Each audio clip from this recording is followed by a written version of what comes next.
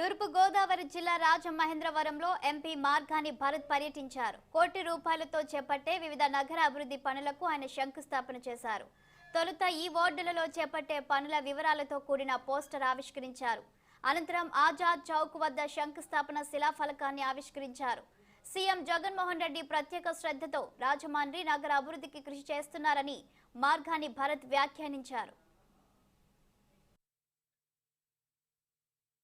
గౌరవ ముఖ్యమంత్రి జగన్మోహన్ రెడ్డి గారు అభివృద్ధి పనుల నిమిత్తము ఇవ్వడం జరుగుతూ ఉంది.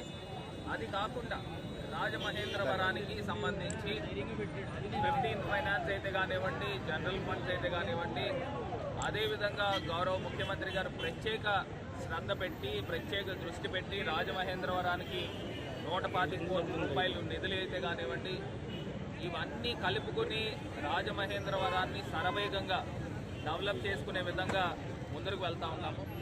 మనకి రాజమండ్రి డెవలప్మెంట్ జరిగింది అని అంటే అది కేవలం పుష్కరాల టైంలోనే 12 సంవత్సరాలకు ఒకసారి ఏదైనా ఒక మ్యాసివ్ డెవలప్మెంట్ కనబడతా ఉంది.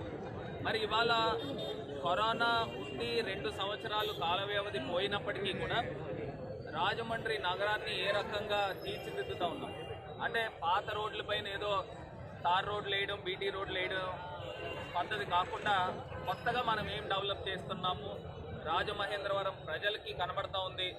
నిజంగా మొన్న ఒక మిత్రుడు అమెరికా నుంచి వచ్చినప్పుడు ఒక 5 ఇయర్స్ తర్వాత వచ్చాడు.